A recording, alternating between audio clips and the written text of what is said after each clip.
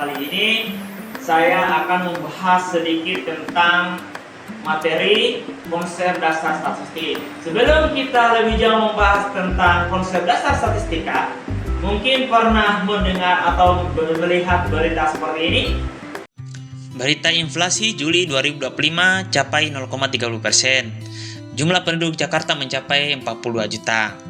Ini merupakan sekumpulan data atau angka. Jadi ini adalah termasuk pengertian dari statistik. Statistik adalah kumpulan data atau angka yang menggambarkan suatu keadaan, peristiwa, atau karakteristik tertentu.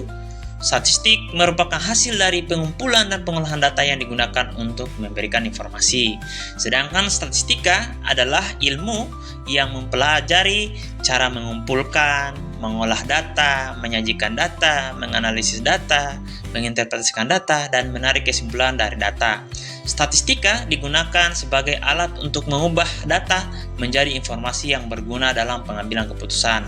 Perbedaan utama keduanya adalah terletak pada fungsinya. Statistika merupakan hasil atau informasi yang berupa angka, sedangkan statistika merupakan ilmu atau metode yang digunakan untuk menghasilkan informasi tersebut.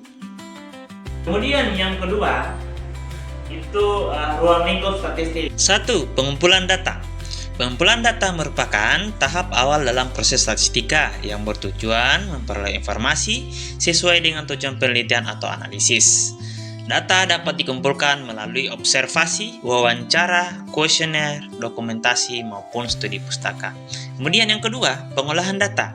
Setelah data terkumpul, langkah berikutnya adalah mengolah data agar lebih teratur dan mudah dianalisis. Kegiatan yang dilakukan meliputi editing, coding, tabulasi, dan klasifikasi. Kemudian yang ketiga, penyajian data. Data yang telah diolah kemudian disajikan dalam bentuk yang mudah dipahami, seperti tabel, grafik, diagram, dan histogram. Penyajian data membantu pembaca melihat pola dan kecenderungan data dengan lebih jelas. Kemudian yang keempat, analisis data. Analisis data merupakan proses mengolah dan menafsirkan data menggunakan metode statistik tertentu untuk memperoleh informasi yang bermakna. Analisis dapat dilakukan dengan menghitung rata-rata, persentase, korelasi, dan sebagainya. Kemudian yang kelima, interpretasi dan pengambilan keputusan.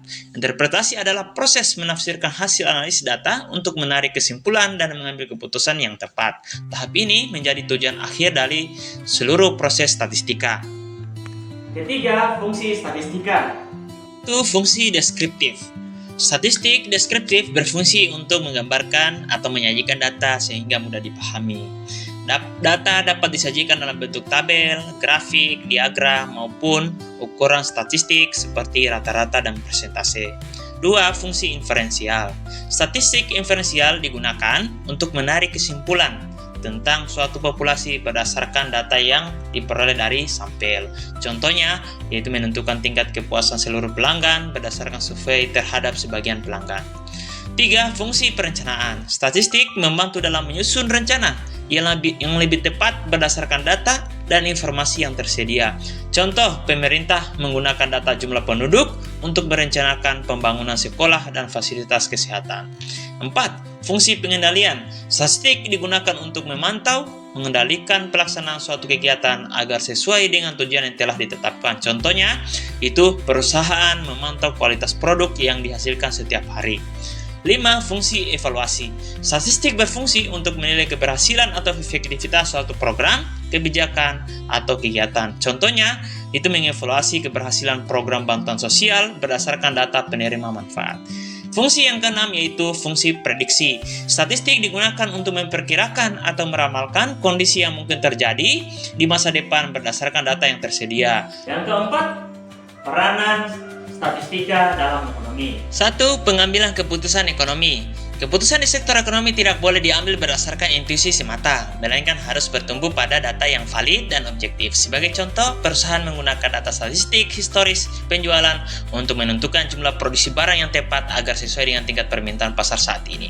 Kemudian yang kedua, peranannya itu mengukur kinerja perekonomian. Statistik berfungsi sebagai instrumen untuk memantau dan mengevaluasi kesehatan ekonomi suatu negara. Hal ini diukur melalui berbagai indikator makroekonomi yang dihitung secara statistik seperti produk domestik bruto (PDB), tingkat inflasi, angka pengangguran, tingkat kemiskinan, serta surplus atau defisit neraca perdagangan. Ketiga, perencanaan pembangunan. Bagi pemerintah dan pengambilan kebijakan publik, statistik adalah kompas untuk merancang program pembangunan yang tepat sasaran. Data sektoral seperti persentase dan persebaran data kemiskinan digunakan untuk memetakan dan menentukan wilayah mana yang menjadi prioritas utama penerimaan bantuan sosial. 4. Analisis pasar. Dalam manajemen bisnis dan pemasaran, statistika digunakan untuk membedah dinamika pasar melalui pengumpulan data dari survei preferensi produk. Pelaku usaha dapat memahami perilaku, selera, dan kebutuhan konsumen secara akurat. Dengan memahami konsep dasar statistika, diharapkan mampu mengenali pentingnya data, mampu memahami pengumpulan data dan pengolahan data, serta memanfaatkan statistika sebagai alat bantu dalam analisis dan pengambilan keputusan.